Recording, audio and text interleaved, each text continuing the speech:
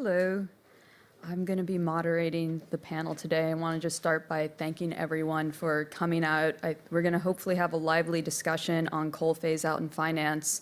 How this is going to work is each speaker will take about 10 minutes, and we'll have about 5 minutes for clarifying questions for that particular speaker if there was something about the presentation that was confusing or that you want a quick follow-up on. We want to keep that short, though, so that we can have a lively discussion at the end with the full panel.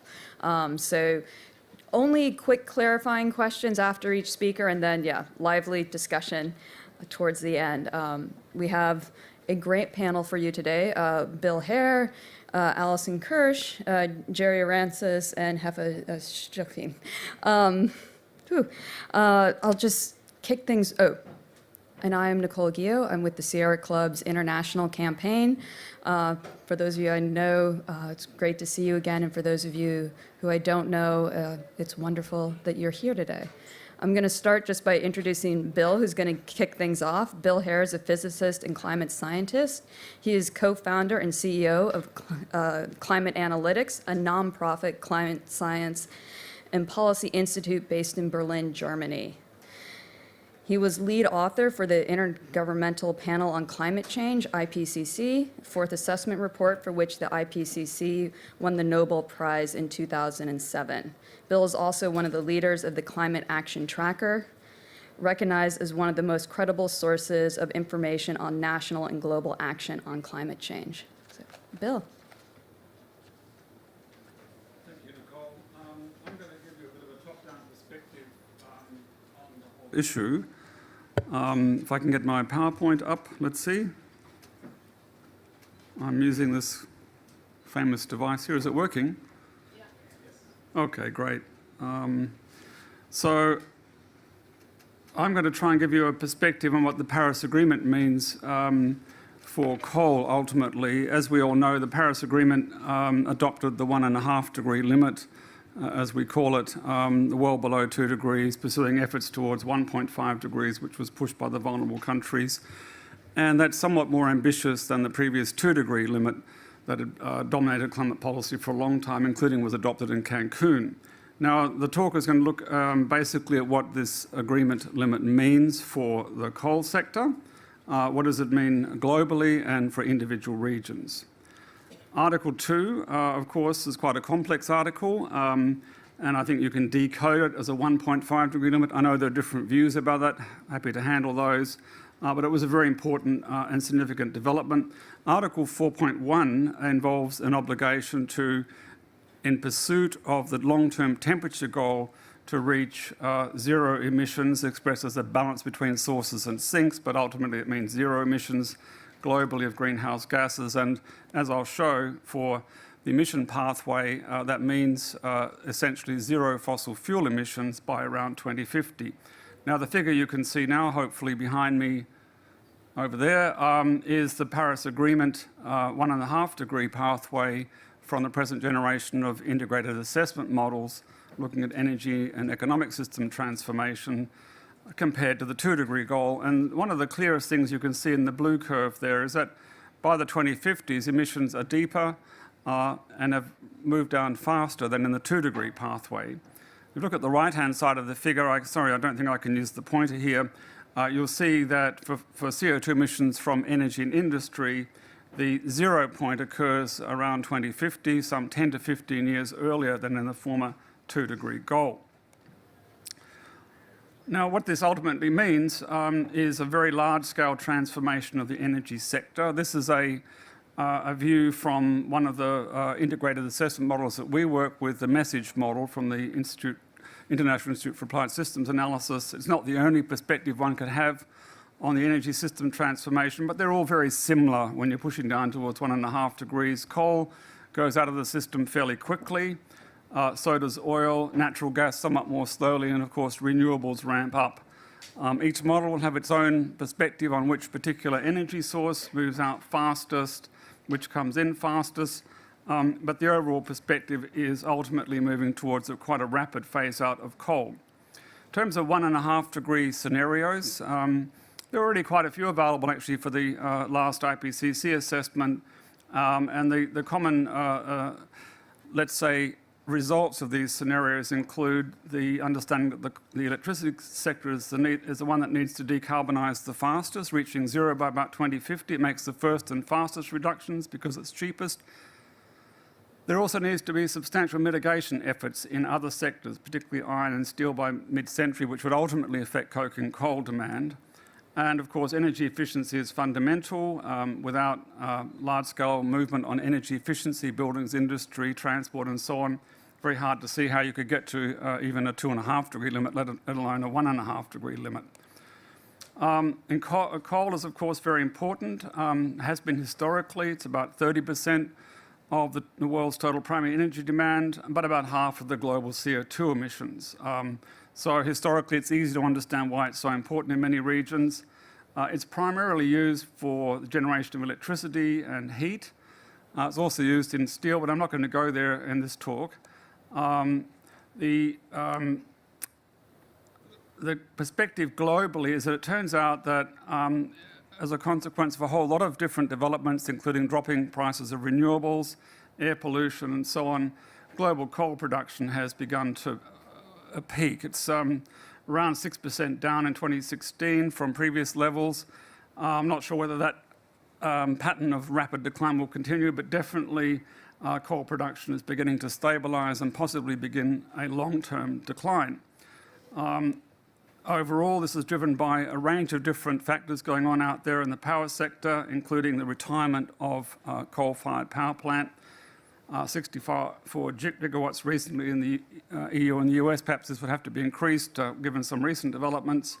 We're also seeing an increasing number of countries either closing down old plant or rethinking their plans to build new ones.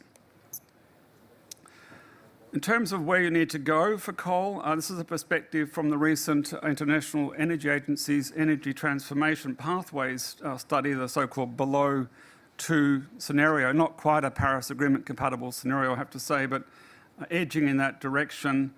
And you see that under these pathways, including those from the message model, that CO2 emissions from coal have to drop very, very rapidly indeed. In fact, almost as fast as they rose, down to much lower levels. Now, if you ask the question, great, how do the existing coal fleet fit in with the Paris Agreement temperature limits? We had a look at this a little while ago in a study that looked at the global phase-out issue, and we said, well, look, what if existing coal plant continue historical lifetimes, present emission factors, utilisation rates, where would you end up? The black curve shows the emissions that would result from the present fleet, and it's clear that those emissions exceed already the 2-degree pathway by a wide margin, and by a much wider margin, the 1.5-degree pathway. And you can also see that planned capacity, announced coal capacity, adds further to the problem. So that's quite clear.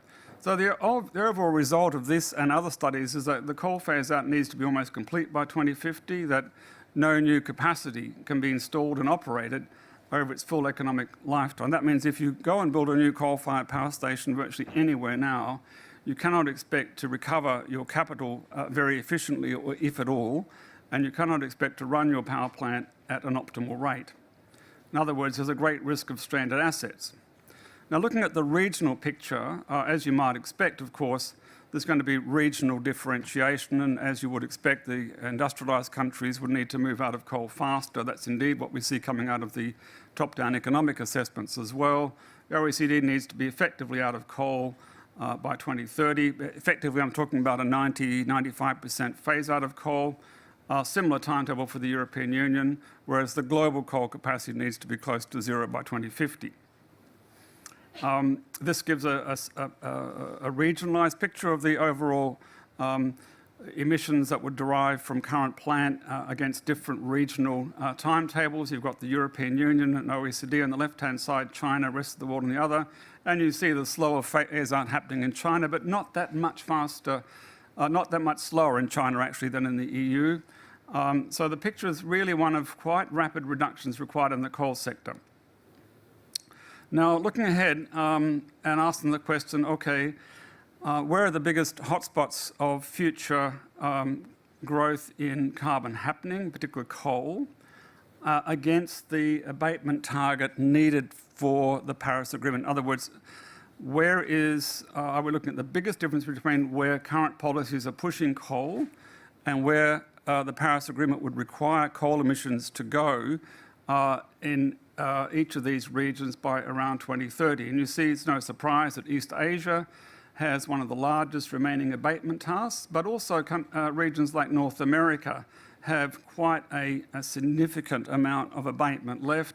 There are other regions where you maybe wouldn't have expected too much coal, but you're finding some difficult amounts beginning to come into Africa, Turkey and so on. So there's quite a lot of issues out there in terms of meeting that Paris Agreement goal in terms of the presently projected growth of coal despite plant retirements, despite planned plant cancellations. So we had a look in more detail at the European level recently, did a stress test for coal in Europe under the Paris Agreement. I'm not going to be able to go through this in massive detail, but very much a plant by plant, or actually unit by unit examination of coal-fired power plant in Europe, and showing where and how it would, under two different pathways or scenarios, the coal plant would need to be taken out of the system. Germany and Poland, as are well known, are by far the countries with the most installed coal capacity and therefore the most needed phase-out strategy. The European Union level, again here, you can see in more detail the very large gap between where emissions need to go in the 1.5 degree pathway and where emissions would come if current coal capacity will continue to the end of its present economic life. So that points to the need in the European Union context of quite significant action to phase out coal in the European Union. And here's our video of how that might work by 2030, taking out some of your favourite coal plant year by year until there's nothing left. So that's a very nice graphic. It's on our website, of course, and the PowerPoint will be available to anyone who wants it. Now, what's going on out there is that renewable energy is beginning to come in very quickly into the system. Numerous scientific assessments have shown that there's little technical obstacle to fully replacing the present fuel mix with renewables, no fundamental technological limit to renewable energy integration, very large sustainable development benefits for many countries in terms of improved energy security, access to energy, removing energy poverty, and reduced air pollution. You see the news from New Delhi the last days, you can see the problems going on there from the present fossil fuel system. One of the major drivers here is that the new renewables are now often very much cheaper than coal or natural gas than previously. That's one of the major developments in recent years. I think that's very well known to everyone. The levelised cost of electricity is one metric, but overall we're seeing year-on-year price drops happening that are essentially turning the energy market assumptions on their heads and actually turning the assumption of people like me who've been looking at energy systems for a long time on their heads as well. It can be quite difficult actually from the energy analytical point of view to keeping up. I was talking with some people at a UK event today who are also very expert in the energy area, saying just how hard it is to keep up with the rapidity and implications of the technological developments now underway as a result of the cost price decreases across a range of different supply and storage technologies. So at the global level, just to give you a wrap on the economic costs, mitigation, this is really coming from the last IPCC assessment report. Mitigation costs of limiting warming to 1.5 degrees being defined narrowly as just the cost of actually replacing fossil fuel power plant over time in an energy system with renewable and other systems. There's about a 4-year delay in reaching the same level of global wealth over the period to 2100. Now, of course, these mitigation costs, as they're classically calculated, do not include the co-benefits of reduced emissions or the benefits of avoided climate change. Climate change at the level that would result from a failure to transform the energy system, 3.5 to 4 degrees warming, would have very substantial climate impacts and be very damaging for many economies, not to mention the air pollution consequences on human health and agriculture. These are not normally factored into classical economic estimations of the costs of making the energy transformation. So just to wrap up, I probably have gone over time, I'm sorry, but coal needs to be phased out quickly to achieve the Paris Agreement. It's actually key for peaking emissions. The Paris Agreement says that emissions globally should peak as soon as possible. Most of the models show that that means around 2020 in order to get the emissions going down fast enough. Certainly a challenge for many countries who are not yet meeting their 2020 targets. Often the only measure left, including in Germany, is to take some coal-fired power plant out of the system to meet those 2020 goals. Much faster and decisive action is needed compared to the 2-degree goal to get there, and if coal investment continues, there's a greater risk of stranded assets. In different regions, there are different challenges. Within, let's say, established energy markets in the OECD, the big challenge is the just transition. In some ways, governments are focused on compensating power producers for retirement of plant early, but have overlooked the just transition, the workforce issues and so on, which are very important to both social equity and also the political sustainability of phase-outs. In other regions, the challenge is to persuade governments and financial institutions to support cleaner alternatives rather than invest in fossil carbon-intensive coal plant in rapidly growing developing country regions. Thank you.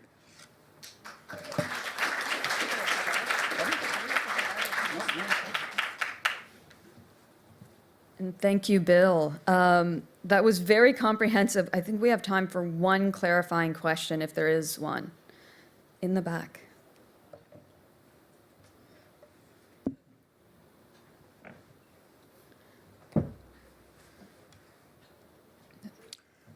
Sergei Roginko, Russian Nature Conservation Society. Bill, thanks for very well done report, but still there is a question. Okay, we phase out all the coal stations in Europe, but you know that renewables cannot deliver stable energy supply. Do you think that this could be solved by some other variants, like, say, increasing storage capacities? That is still unclear, or using gas stations, or what? Sure, yeah, that's a very important question, actually. And if you're transitioning towards a 100% renewable system, there will be a need for certain periods of time for natural gas turbines, for example, to provide backup or peaking capacity. It's not as much as many in industry assume, but it's nevertheless, in my experience and observation, important, but shouldn't be overstated. What we are seeing are the rollout and deployment of new storage options, including batteries of different kinds that are dropping in cost, and the discovery of being able to use all manner of pumped water storage systems to provide, particularly in the European context, a broader European context, dispatchable power capacity to manage the 100% renewable transition. So you're quite right, there will be a need for natural gas at some level, but that won't be for long and it won't be at large scale. And thank you. So next, in discussing banks on climate, is where the banks stand on coal is Alison Kirsch. Alison leads research on climate and energy at Rainforest Action Network, based in San Francisco, California. Rainforest Action Network works on the intersection of climate, deforestation, and human rights. Alison's work focuses on private banks, financing fossil fuel extraction, and infrastructure. Thanks, Nicole. Can everyone hear me? Yeah, okay, great. And thank you, Bill, for that context setting. So as Nicole mentioned, I'm Alison, and we on RAND's climate team are focusing on private finance flowing into fossil fuels. For about 10 years, we've been focused on coal, including with a successful campaign to push Bank of America to actually become the first multinational bank to commit to reduce its financing to coal mining, which sort of started a domino effect of many other banks around the world taking similar measures, which I'll speak on more in a minute. So Bill's presentation reminded us that there are some really clear implications in the Paris Agreement for coal and the need for phasing out coal plants that are phasing out the use of coal as well as retiring existing coal plants. So at RAND, we focus on the financing that enables that coal and from private banks in particular. So to give you background on where the data that I'm going to talk about comes from, every year we produce an annual fossil fuel finance report card that essentially does two things. We grade banks on their policies with regards to fossil fuel financing, and we also tabulate up their financing, so their lending and underwriting to the fossil fuel sector. We have a few copies I'll mention of this report in the back, so please feel free to peruse or take one on your way out. In addition to coal mining and coal power, I'll mention that this report covers extreme oil and gas as well. So extreme oil we define as tar sands oil, Arctic oil, and ultra deep water oil. And on the gas side, we look at liquefied natural gas in North America.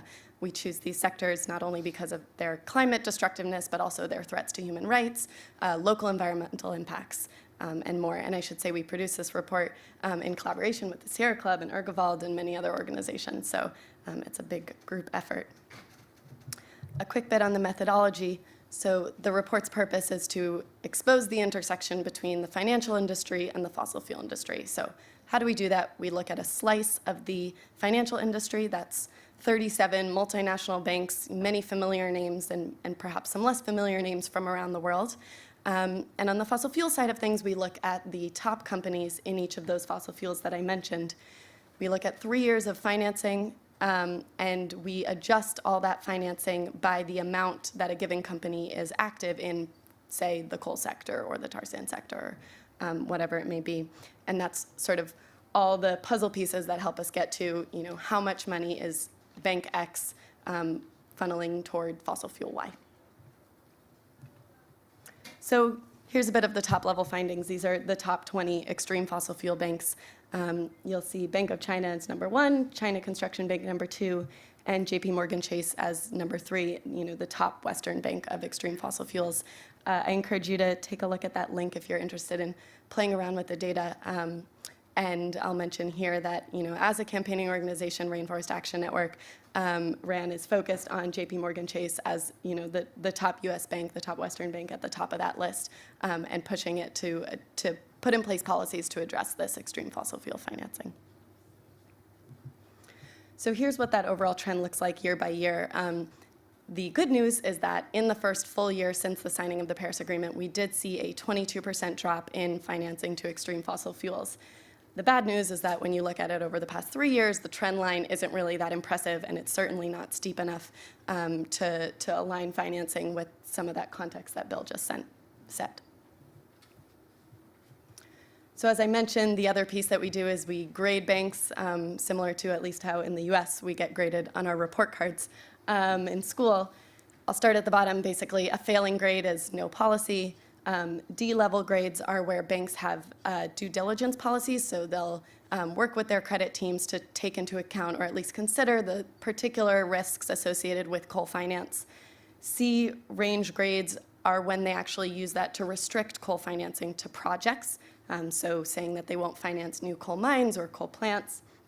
And B and A range grades are where we actually get into restrictions company-wide, where banks no longer want to have in their portfolios clients that are expanding or in the coal industry, for instance. So as I mentioned, we look at other fossil fuels as well. So I'll mention our newest report here, which is also in the back, looks at the funding of tar sands oil, since it's of particular interest in North America right now with mines and pipelines controversially on the table. This just came out last week in light of the conversations to be had at this COP. But now let's dig into the coal numbers, since I know that's why you're all here. In coal mining, what we found are the top coal mining banks, again, are Chinese banks, and the top Western banks are Deutsche Bank, particularly of interest here in the German context, Goldman Sachs, and Citi. Again, you see that drop from 2015 to 2016, but not a very impressive downwardly sloping trend line for decreasing coal mining financing. As far as bank policies go, this is the sector where we have seen the most progress. I mentioned Bank of America's policy earlier, which in the lead up to the Paris COP catalyzed a sort of domino effect where many private sector banks, in sort of stating their commitment to combating climate change, did so by publishing policies to decrease their funding in some way to coal mining. So that's why we see, on average, US banks are in the B range, European banks are in the C range. Unfortunately, we haven't seen that progress in other parts of the world. And another key piece here is that these policies do lack deadlines for phase out in most cases.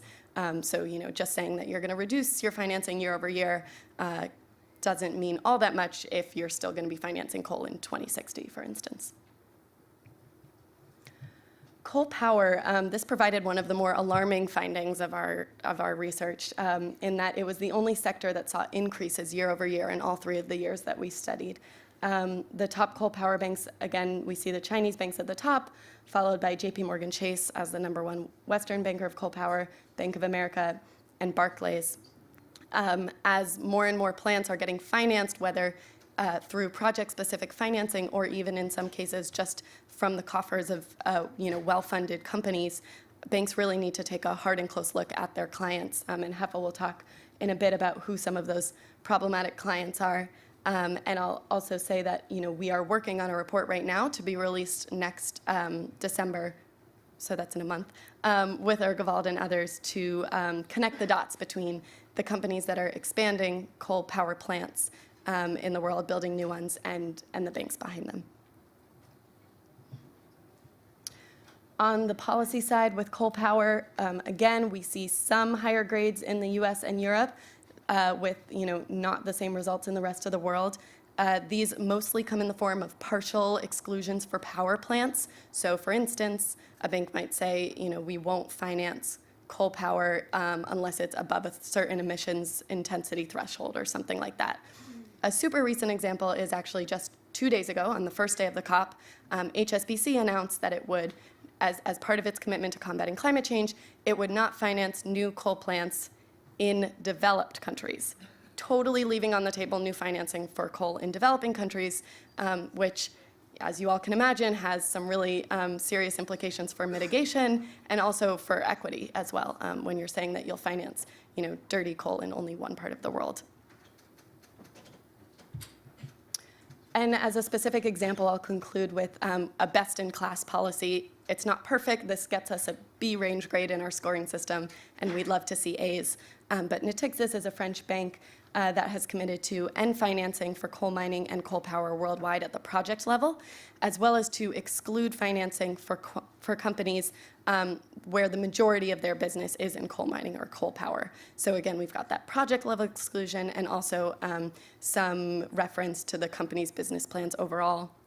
The policy also has these 2 unique pieces about not financing acquisition of coal, which is sort of a key thing going on right now, as especially in the US, junk coal assets are sort of trading hands, as well as not financing the selling or trading of coal or coal-related financial derivatives. They've also committed to report on their progress of implementing this policy, which is key for transparency.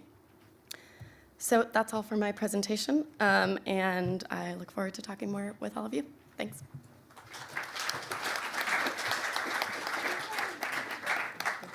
And thank you, Allison. We have time for one clarifying question about the presentation you just saw. Yes.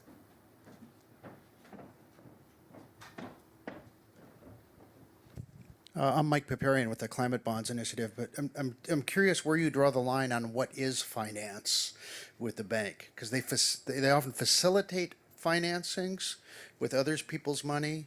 They also directly finance. Yeah, so I'll try and avoid getting overly technical here, but we look at the banks that are leading roles in transactions and essentially divvy up the amount of the transaction between the leading banks. So that does weight it toward those who are facilitating more of the financing, even if they're not putting up, let's say, a quarter of the capital for a given underwriting transaction. We do weight it more heavily toward them to sort of get at that, that leadership role where perhaps the lender wouldn't, a normal lender on a loan wouldn't necessarily be able to even participate if it weren't for those arranging parties. So we try to be as comprehensive as possible, but we do focus on the leading banks. Thank you. So next, discussing fighting coal plants in Southeast Asia is Jerry Arancis. Jerry is the convener of the Southeast Asian Working Group on Climate and Energy. He is also the coordinator for the International Coal Network, based in the Philippines. Thank you. Thanks, Nicole. Thank you to the two previous speakers who've given the overview and some the banks where the banks are. So I'll go to what Bill here have mentioned, the hotspot, and I don't know if I'm glad to be in that hotspot, but it's basically how do you do this? Oh, okay, all right. So that's Southeast Asia. This is South Asia, and this is East Asia. So there's a yearly report. It's called the the Coal Plant Tracker.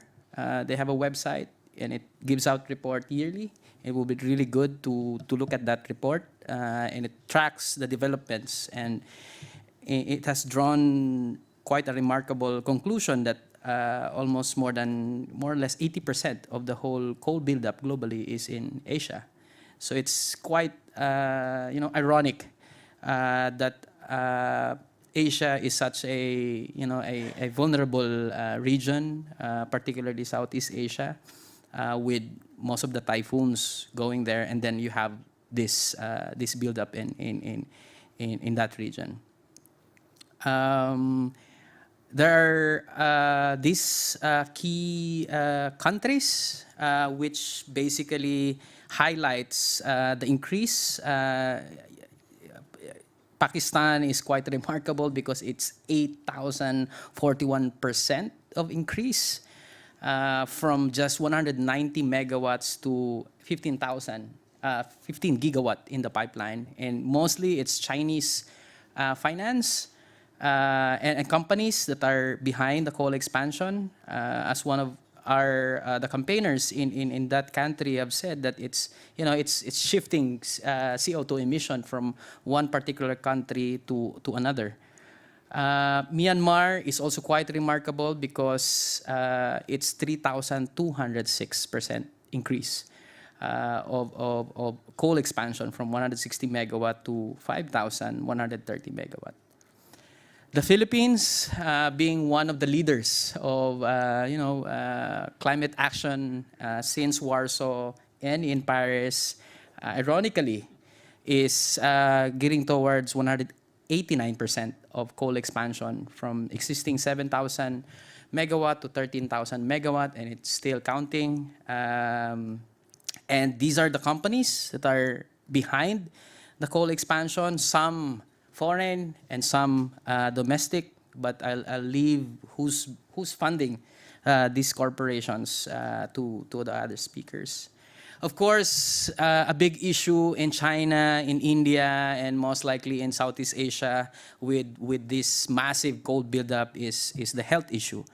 Thousands and thousands die because of premature deaths caused by air pollution, and there has been recent studies by the Harvard University along with Greenpeace and many campaigns in Southeast Asia which says that tens of thousands in Southeast Asia will die every year because of the whole coal buildup in Southeast Asia. Around 15% of the coal buildup globally is actually in Southeast Asia. So that's the irony of it. And of course, we don't need another Irma. Today is the 4th year commemoration of the worst typhoon that has hit my country, and it's fascinating. It's really ironic that we're here discussing this problem, and we know that what it will cost, at what it at stake for the many Filipinos. It's basically life and death, and still the reconstruction there is still a problem. And this has to really be addressed. But that coal buildup is facing a lot of resistance in Pakistan, in India, in the Philippines, in many countries in Southeast Asia. And that resistance is causing a lot of risk for these companies and for these investments. Risk because of the impacts that these coal projects are creating in communities, in energy security, on energy access, even on pricing. And these resistance have caused many developments as well in many parts of Asia. One particular example would be just recently the minister in Vietnam have announced that they are reviewing the coal buildup in the Delta region because it has caused tremendous problems, and they are now reviewing it. In the Philippines, you have legislations on coal tax because they see that coal is rising and that coal is not basically internalizing the cost. And another report just came up last month, basically saying by AIFA, basically saying that all the coal plants in the pipeline in the Philippines will be stranding, and it's standing already. All these developments are points to the fact that that's not the way and direction that Asia has to take. A clear example of what Bill Hare has said, that renewables is, really the price of renewables is dropping. Quite remarkable, the recent development in the Philippines. The average new coal plants is around 3 pesos and 66 cents per kilowatt hour. The ratio between peso and dollar is 1:50. So it's really low. The latest tender of solar price is 2 pesos and 99 cents. So coal in Southeast Asia can no longer argue that they are cheap, aside from the fact that it's the internal cost which the communities are bearing. So it's no longer a viable industry in the Philippines, and I think for in the nearest time in Asia, in the rest of Southeast Asia. So NTPC in the global coal exit list, that's why we campaigners in Asia are really supporting, and have been really supportive of this initiative because it gives us a clear list of who are behind this coal build-up in our region. So NTPC is the #1 developer with totaling 44 gigawatt of projects in Asia. Of course, KEPCO, because KEPCO is one of the major players in Southeast Asia. Of course, there are many developments internally with the recent election and the pronouncement of the new leader of South Korea. We hope that would translate into addressing these companies and their export and their coal financing. But KEPCO is the 10th biggest developer with around 14 gigawatt. It's operating in several countries, which includes my country, and as well as African countries. Marubeni, Japanese company, we know that it's one of the biggest globally, but it's in the top 26 of those that are behind the coal expansion. Again, you can see that they're operating in Southeast Asia, in Africa, and many countries. And we hope that this should be addressed because at the end of the day, it's the mission, the vision of Paris is for us to achieve 1.5 degrees. And I'm so glad to actually be part of here in Bonn, to be witnessing the biggest mobilization perhaps globally, with around 25,000 calling for an end to coal. But we need to dig deeper. We need to be more, deliberate on how do we actually do it.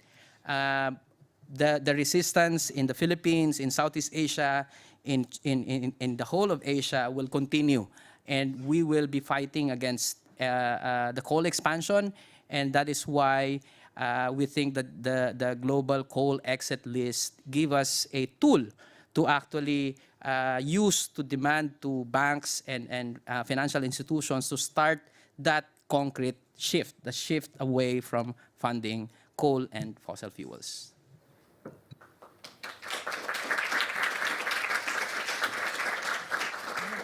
And thank you, Jerry. We have time for one clarifying question on the presentation you just saw, if we have one. All right. Well, you were very thorough. So Jerry teased the global coal exit list, and I'm happy to introduce our next speaker, Heffa Schücking, with the director and founder of the German environmental and human rights organization urgewald. And she was also the first German Goldman Environmental Prize winner. Urgewald played a key role in convincing both the Norwegian government pension fund and Germany's Allianz to divest from most of their coal holdings. So Heffa. Okay, so I'm here to talk about a new tool for what we call impact divesting.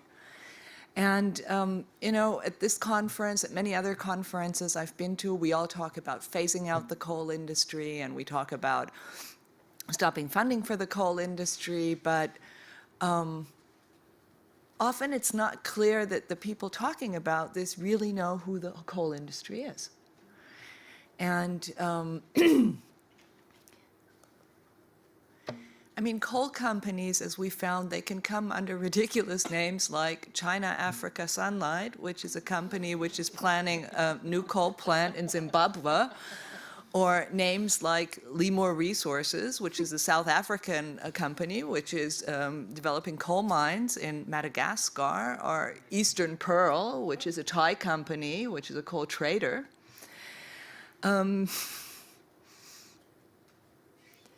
Our first experience with trying to identify coal companies was when we, in, I don't know, crazy or inspired action, decided we were going to analyze the holdings of the Norwegian government pension fund, which happens to have investments in over 8,000 companies, and is one of the world's largest investors worldwide.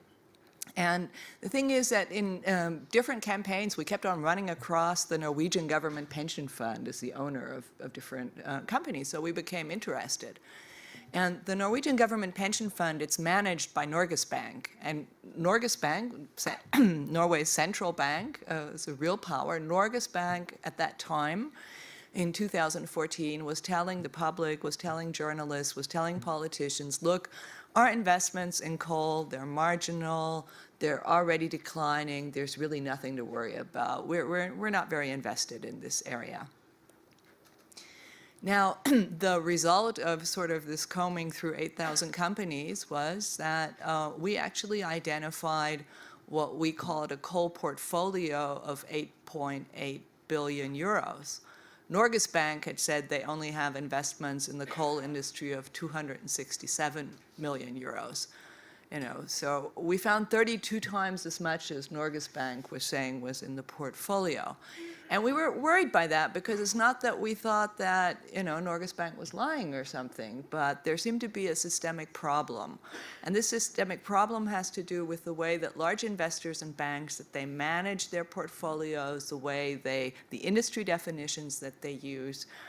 And really, according to sort of the standard industry classification benchmarks, coal companies, in their view, are only companies which derive over 50% of their revenues from coal mining. That is the coal industry. This is not a coal investment. This is a utility investment, according to the industry classification benchmarks.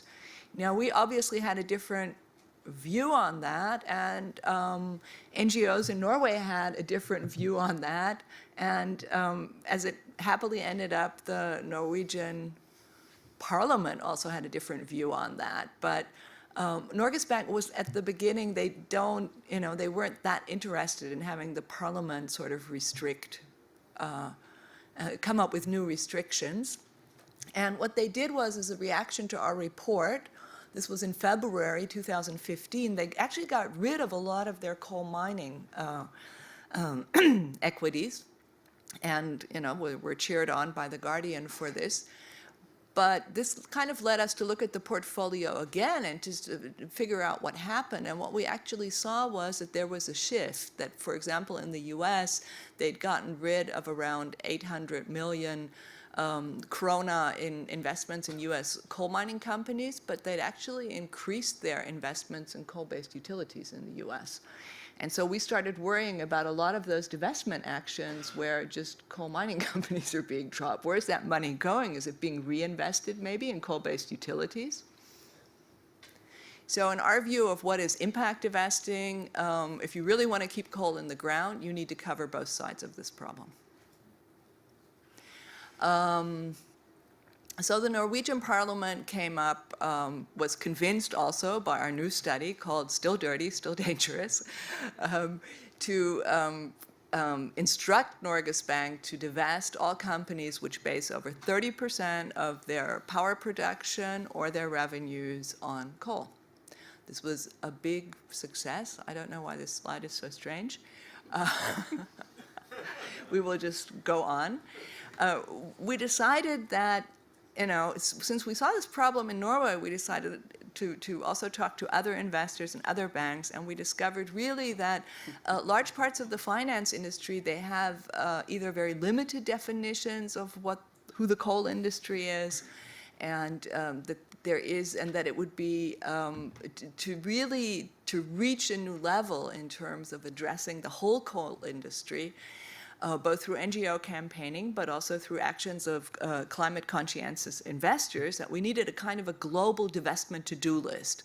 And so we started digging through. Our first idea was to say, let's look at self-identification. Who is self-identifying as a member of the coal industry? So we visited all of these sort of national coal associations and looked at who's on their membership list.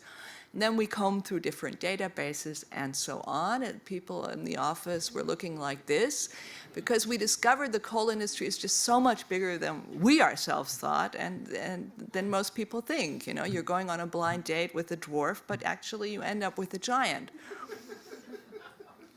So when we realized that there are virtually thousands of companies with coal-related business, we decided, okay, we need to focus and we need to find sort of what are the most important parts of the industry that have to go.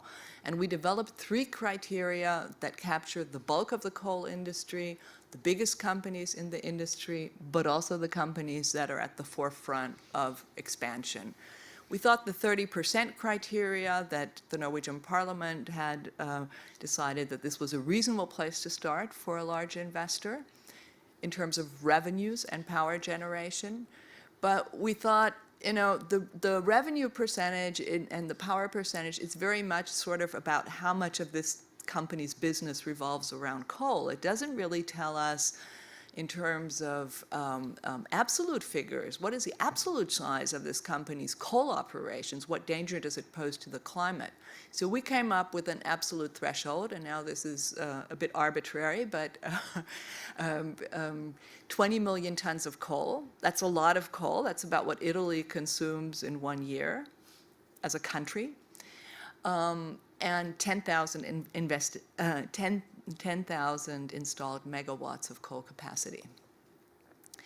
Then we also thought if divestment is really supposed to have an impact, then actually you've got to avoid investing in the first place in a lot of companies that are still trying to expand the coal industry.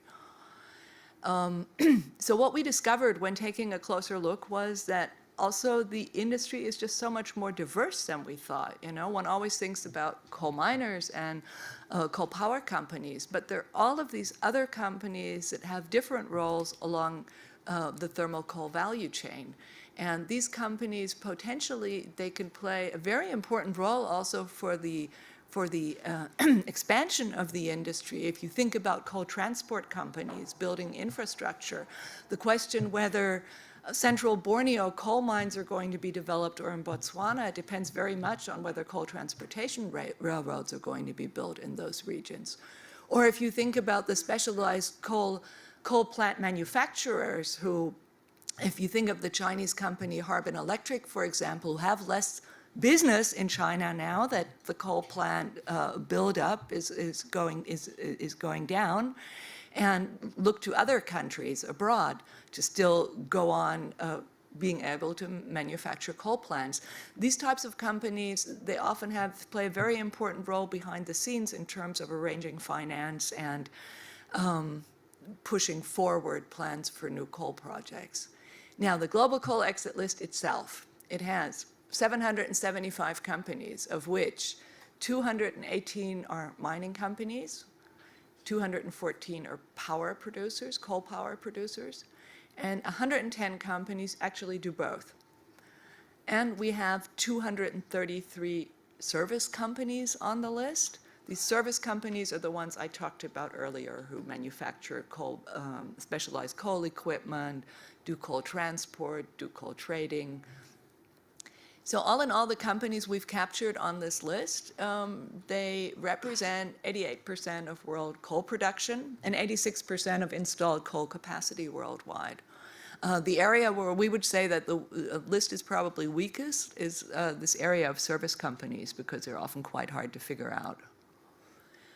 This is what the list looks like. It has basic figures on where companies and which countries they have their coal-based activities, how much megawatt of new coal they're planning, what their coal share of revenue or their coal share of power generation is, what their installed capacity is, what their annual coal production is, these types of figures. And now I'm just going to take a quick look at, from the information we have from the Global Coal Exit List, what this means for different sort of divestment models. If you look at the US, CalPERS and CalSTRS, the divestment model that they're using is, they're two of the US biggest pension funds. They're only divesting coal miners, and only if they have over 50% of their revenues comes from coal. If I think about AXA, they're divesting coal miners and also coal-based utilities, but only if 50% or more of their revenues come from coal.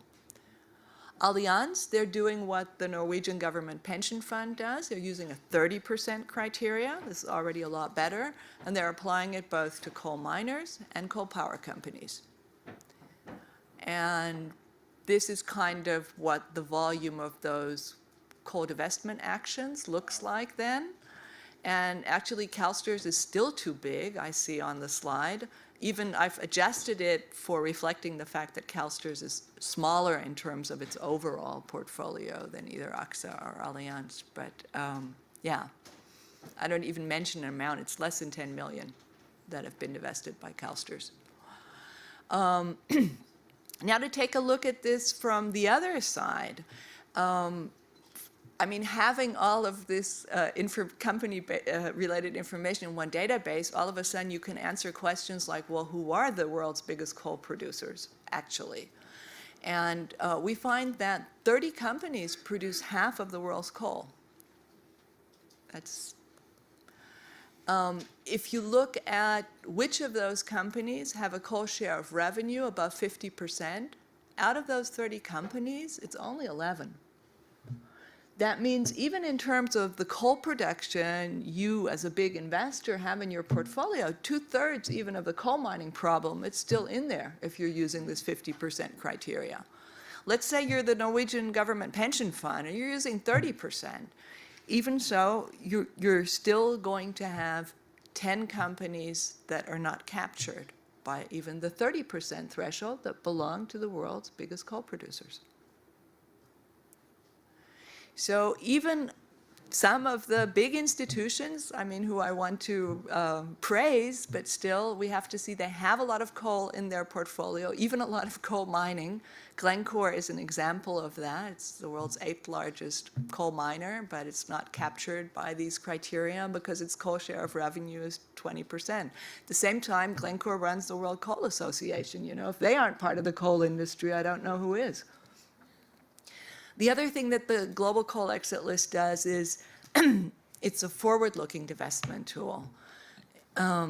It tries to capture who are the expansionists within the coal industry. We found in total 282 companies that want to build new coal power, 225 that have plans for expanding coal mining. You shouldn't add those figures because there's overlap. I'm going to skip here because we've heard a lot of this and we're running out of time. I want to sort of get to a special part of the Global Coal Exit List. We've through the experience we've had in engaging and campaigning on large investors and banks, I mean, we've noticed that large investors are very conservative. They don't want to do too much at once. They usually, even if they're starting on the divestment road, they'll do it one step at a time. So one of the reactions we got when we were actually speaking to a large US bank, and we were talking about this list that we're preparing that's going to have around 800 companies on it. You know, the people from the bank were just like, can you give us a short list, please? I mean, you know, can we have like 100 companies maybe? And so that did lead us to think about, well, if, you know, an investor really does want to do something, where should they start? And our view on that is the very first most important thing to do is to get rid of coal plant developers in portfolios, and to avoid new investment in these companies. We're not just talking about divestment, we're talking about stopping, changing new investment flows.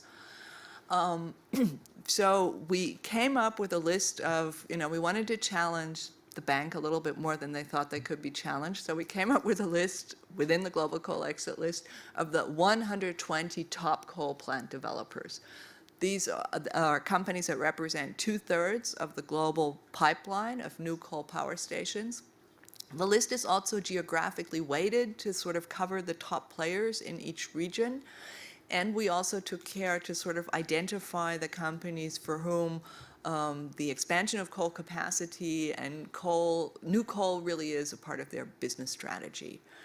And it's to address the companies that want to turn Egypt, you know, have them go from 0 installed coal megawatt to over 17,000, or Botswana to go, you know, from 600 megawatt to over 4,000.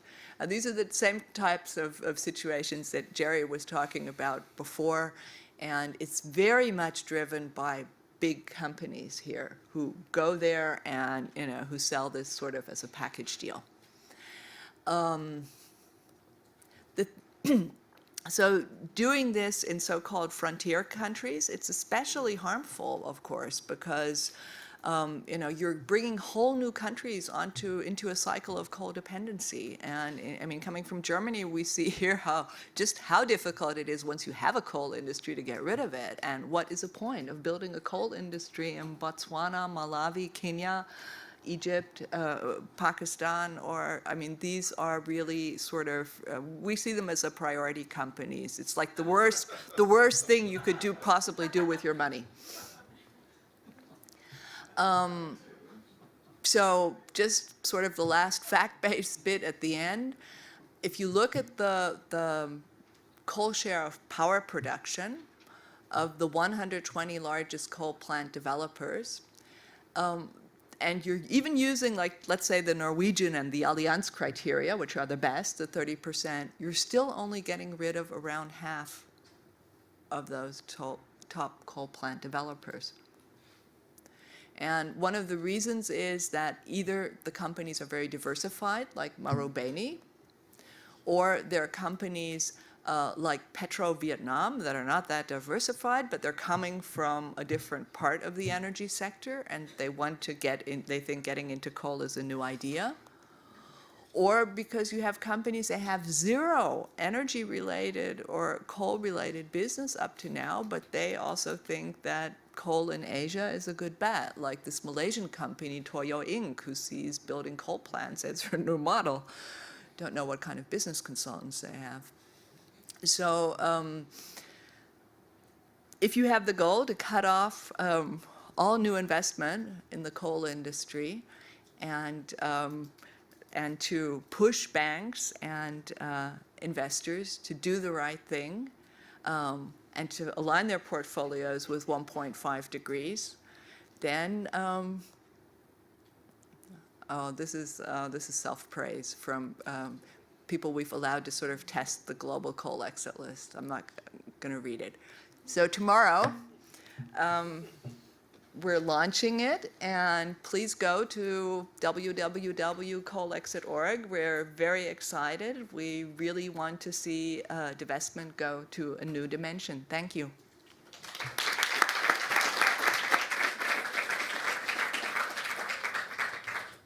And thank you, Heffa. We'll take one clarifying question about the presentation from Heffa, and then we'll open up the floor to questions for the whole panel. So is there anyone who has a burning question about what we just saw? Oh, this is bad. All right. No, this is good. You said everything that a person could possibly want to know. For Heffa? Yeah. Oh, okay. So you talked about investor. There's a mic that's working its way over to you. Could you just say a word about multilateral investments and governmental investments? Because you dealt with the private sector. Is that still a growing problem? Has the World Bank really stopped funding all coal projects?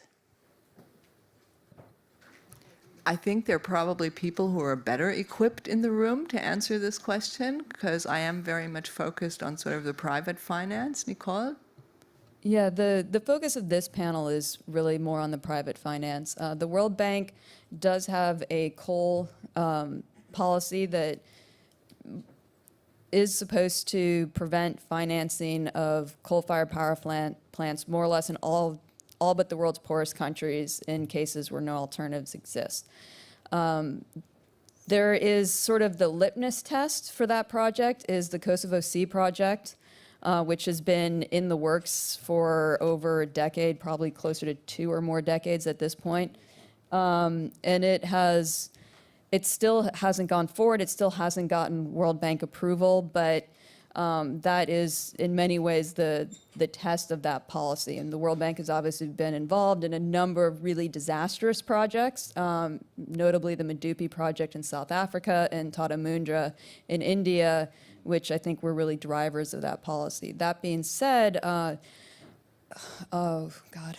Let me make sure I got this right. Inclusive Development Institute has I think that's the name, IDI, has a fair bit of research and more research coming out somewhat regularly on the IFC's use of financial intermediaries. And oftentimes coal projects get caught up in that. And so that's a problem that really needs to be addressed. EBRD has a coal policy. European Investment Bank has a coal policy. Yeah. I will not take up time on the public finance, but there's a lot of great work out there. Just one thing to add on to this question, maybe. So the issue is that multilateral banks have stopped financing new coal directly, but they are investors, and they manage a lot of assets which are not divested from coal companies. And right now they are exposed, the World Bank or the EIB are exposed to some of the worst and more aggressive coal companies in the world. Thank you, Lucy. All right, so let's open up the floor to questions for our panel. We have a mic. Right, okay, we have another question in the back.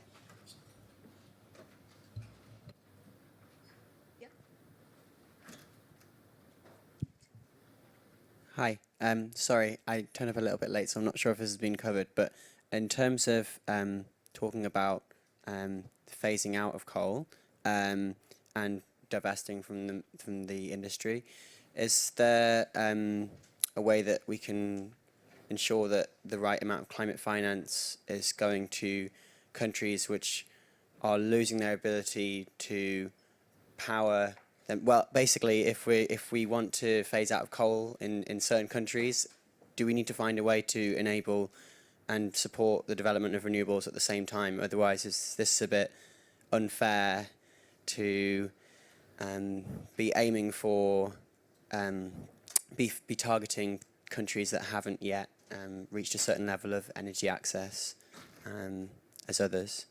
I'm sorry if that, I hope that made sense. So energy access.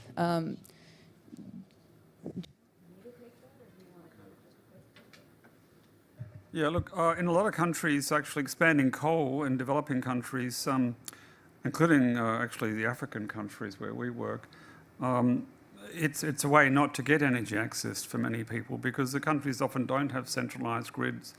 The power system coming from the coal sector is aimed at certain narrow sectors, certain cities and so on. So it won't actually get over the rural energy poverty, which is dominant in a number of these regions. And in fact, it's actually unfair if financiers are putting and governments are putting money into coal, because for the same amount of resources you would get a whole lot more energy access and a whole lot more sustainable development. So I think the thing that people really need to get into their heads very, very clearly is that the massive drop in renewable energy prices inverts the traditional equity assumption which lies behind the question just made, namely that if you continue to invest in coal, you are taking away resources from development in very poor countries. Maybe a point on that with like our practical experience in the Philippines or even in Southeast Asia or some part of Asia is that coal buildup, which is very centralized, doesn't really address energy access. It's mainly designed to, for the economic zones, for big infrastructure, for mining tenements. Like I can take, for example, in the Philippines, the biggest Southeast Asian gold and copper project would need 900 megawatts. That's for that coal mines, which would devastate four provinces in Mindanao. So it's not basically designed to address energy access. And for quite some time, we've seen that renewables, and in the Philippines or even in Myanmar or even in Vietnam, can actually really deliver and address energy access. So one of the demands in many civil society groups in Southeast Asia is the demand for the shift towards renewable energy is actually tied up with the demand for 100% energy access and addressing energy poverty in the region. And I'll just close with an anecdote. It's actually the coal plants help existing users, an industry who can afford to pay more for power. It is, and because the infrastructure associated with a coal-fired power plant and the plant itself is so expensive, there is no economic incentive to help with energy access, and it is not uncommon to find people who live a couple meters outside the wall of a coal plant who do not have access to power because the company will get more money by sending that power even hundreds of miles into an industrial center than by running a wire to that person who lives right outside the plant. So, other questions? In the back. Yes, Caroline from the French delegation, youth delegate. So what would be your recommendations for those in delegation working on finance issues? What should delegates look at according to you?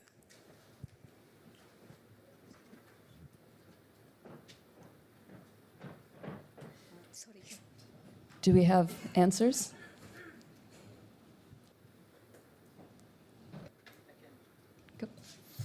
And I think my response is related to the other question before. Like for example, the Green Climate Fund.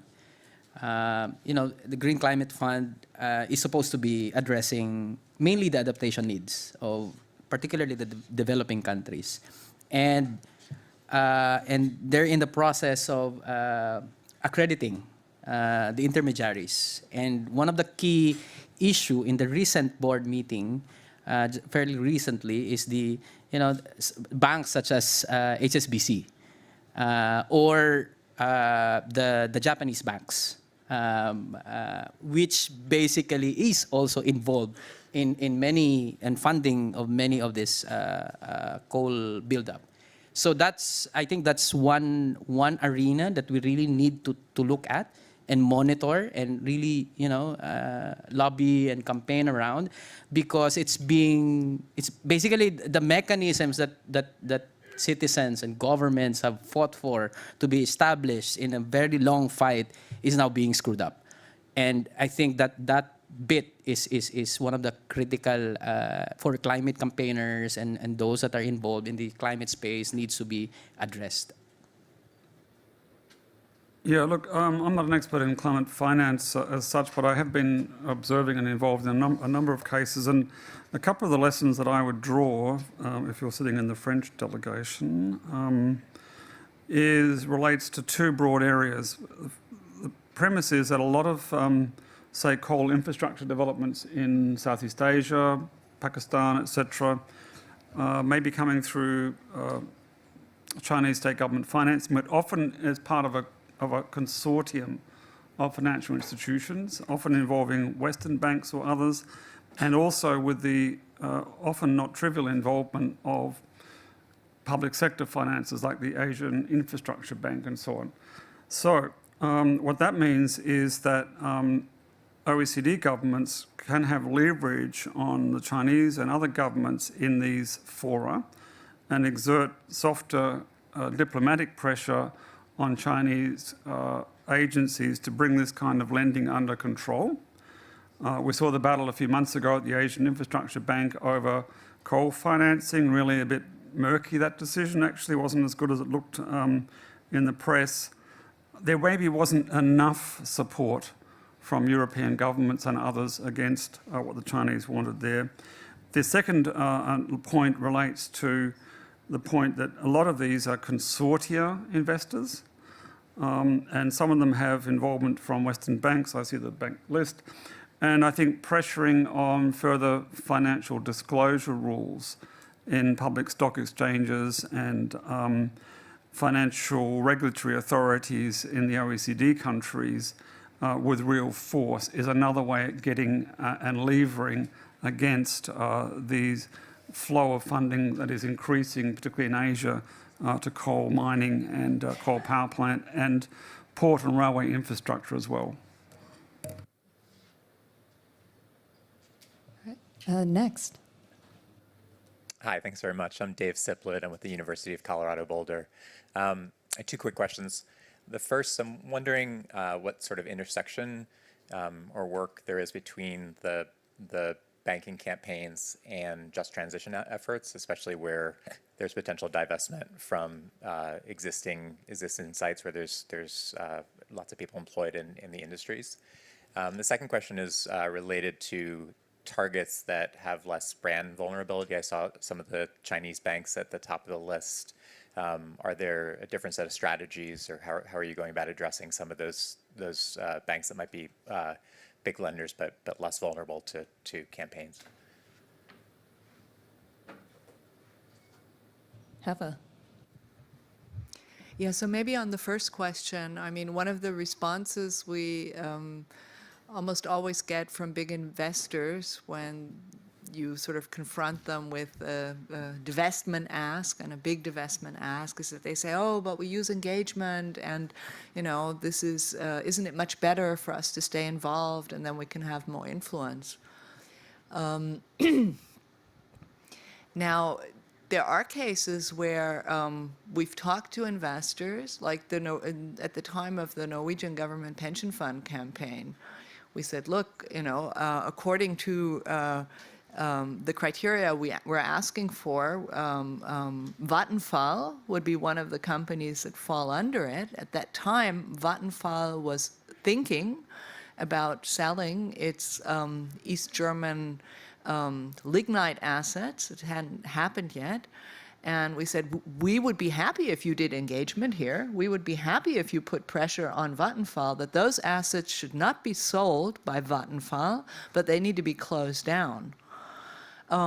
So there are situations where, you know, it's often like the discussion around divestment and engagement, it's always sort of, it's either one or the other. There are situations where if you're a big investor in a company that wants to sell its coal assets instead of winding them down, then yes, maybe, you know, you should not immediately divest, but you should say, look, we're willing to stay involved with you, but only if you wind this stuff down, even if you're beyond our criteria. So I think one has to sort of look at that one at a time, sort of look at different companies, or who are we talking to? But the other thing is there's, you know, I mentioned before, there's a difference between also divestment and new investment. Divestment on its own doesn't accomplish so much because you're selling an asset onto somebody else. Now, if lots of people sell, that will influence the share price. Really, the whole game is about stopping new investment in companies who are clearly doing things that just are not, would make it impossible to achieve the goals of Paris. Yeah, that's on the first question. I don't know, maybe somebody else wants to handle the second question? I can start at least. Yeah, there's not a clear and really good answer to that question. This is a question about brand vulnerability and, seeing the Chinese banks at the top of that list. And, not only at the top of the finance list, but if we look back at the grades with Fs across the board, the Chinese banks just don't have any sort of environmental and social risk management policies that we can sort of, as campaigners, refer to. So that's a really big problem. As a North American organization, at least at RAN, we are focused on the banks where we do have leverage in the hopes that, we're starting to create this shift. And we did see, at least in the US and Europe on coal mining, we did see a sort of domino effect as, banks are sort of not really wanting to stick their necks out until someone else has done it. So, trying to get those first movers and then build up from there. But, absolutely like trying to also look for ways to uplift campaigning that is happening in around particular coal plants, because I think location-based fights often can help us get more traction with some of those bigger banks in, that are lesser known brands and maybe have had less reputational risk associated with them because of their financing. Yeah, I'll just follow up on that point on China, which is basically the elephant in the room in the global coal exit list. It's like the whole list it's all in Chinese characters, right? But yeah, it's not all strategies can actually be applied. It's engaging in that process for like 2 years now, 2 to 3 years now. You need to unlearn many things, and you need to understand how is it internally, and how do they relate externally. So I'm pertaining to the behaviors, and I think from those 2 to 3 years of engaging the process, and many groups, even within China, the civil society groups, and outside who are dealing with these coal projects, which is being financed by Chinese corporations, Chinese banks. I think one of the key areas that we need to strengthen is actually the cooperation between Asian affected communities and Asian representatives and the Chinese groups. There are mechanisms that have been seen as perhaps an entry.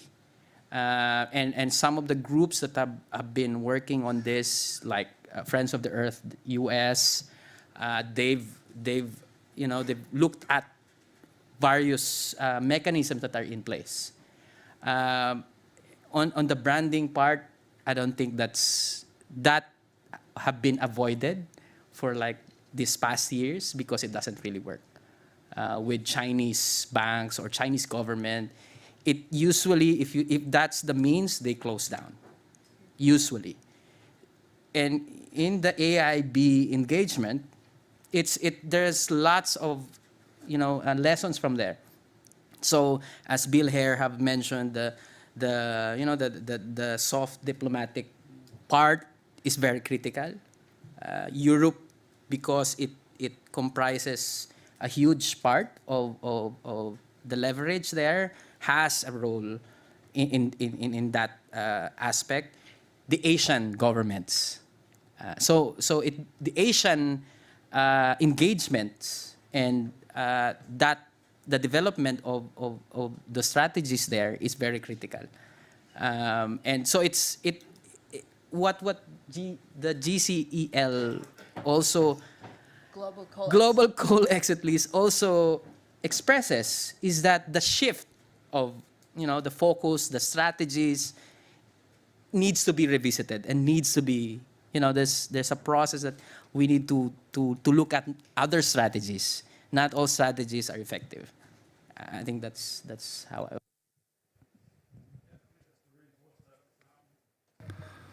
in a previous incarnation about 1,000 years ago, I was involved with the Greenpeace campaigns that, for example, targeted DuPont and the Coca-Cola company in different ways, and they were quite successful.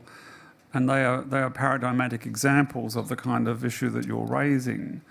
It's very hard to find those targets anymore, actually, in this space, and particularly in relation to coal build-up in Africa, parts of South Asia and Southeast Asia. But changing the narrative about China's role, and I have to say Indian role, it's Indian companies that also did not achieve an honourable mention today, but they deserve it, outside of India, changing the narrative about the actual role that those companies and private and public sector entities play in development is a very important strategy to reflect upon, and it's linked to the soft diplomacy issues. But if you look at some of the advertisements in Pakistan, I've seen over a Pakistani climate modeller working for me, and he's very, very alarmed about the build-up of coal in Pakistan.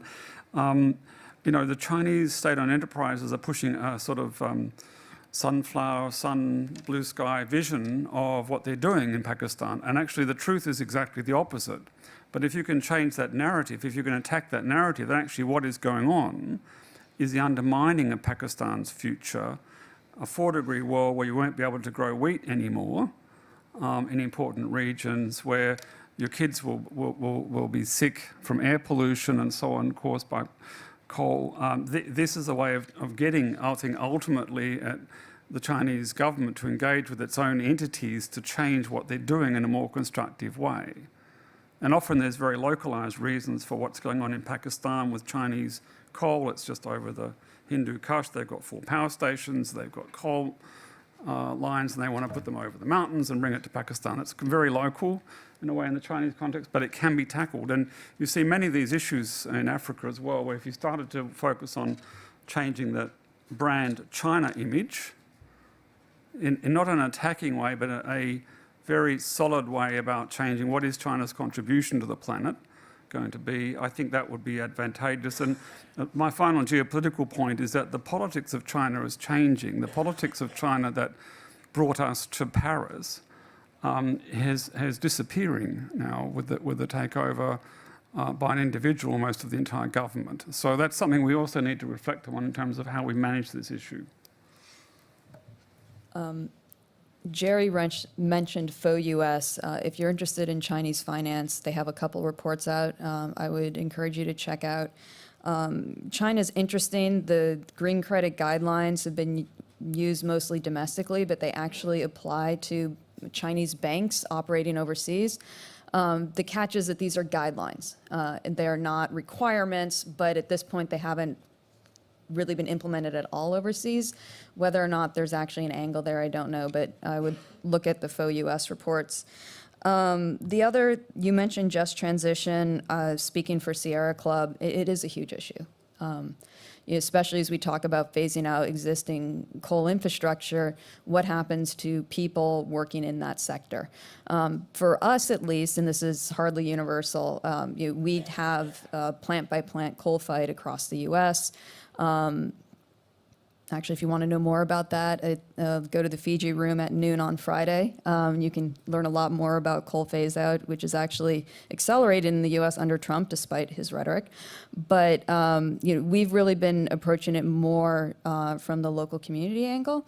So it hasn't been from the finance work, but from this plant-by-plant engagement, because just transition is going to look different in different communities and in different countries. But it is an absolutely critical issue that we need to be talking about. I think we have time for one more question. Maybe we could, let's go with one. All right, yes. Hi, I'm Kaya, and I go to Drexel University. And I actually have a question. I don't really know a lot about finance, and I don't really know a lot about finance policy. But this is a question for Allison and Heffa. What is the discovery policy and the transparency that you encounter when you're trying to find out where these enormous sums of money are coming from? Like, could you just tell me a little bit about a certain country's laws that show you where the money's going. I'm kind of just really interested in how you found all this data. I'll start. I mean, in terms of who is invested in what, yeah, there's a huge difference and around the transparency issue. You have some very big pension funds like ABP in the Netherlands or the Norwegian government pension fund that publish their holdings online. And you have others who keep their holdings, try and keep it a secret, and where they have their holdings. And in those cases, then of course it becomes much harder for NGOs, for civil society, for customers of those pension funds to figure this out. But still, it's not. It's often not impossible. It just becomes a lot more expensive to do the research and figure out who has made what investments in which companies. Yeah, that's a really good question because it's just a sad answer, which is that there's not a lot of transparency, and that's part of the reason we do this work. Is we are trying to hope that these sort of reports are a resource to people who don't necessarily want to slog through filings to the Securities and Exchange Commission or pay for an expensive database. But that's basically where it comes from. At least in the U.S., companies do have to file with the Securities and Exchange Commission in the event of a material event, but sometimes they list all of the banks that are on a given loan or something like that, and sometimes they don't. At RAN, we pay for a subscription to the Bloomberg Terminal database, which is what the financial industry uses.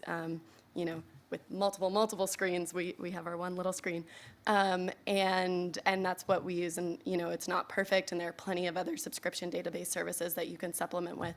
But yeah, it's an expensive and arduous task because there's really not a lot of transparency. The financial industry in general, always sort of has to hide behind the client confidentiality agreements that they have, and obviously they don't want to be transparent about a lot of this financing, so you sort of have to dig for it. Any final words from our panelists? All right. So I just want to, again, thank the panel for really amazing and detailed presentations and lively discussion, and thank all of you for coming out and for your questions. Yeah. Have a great rest of the COP, guys.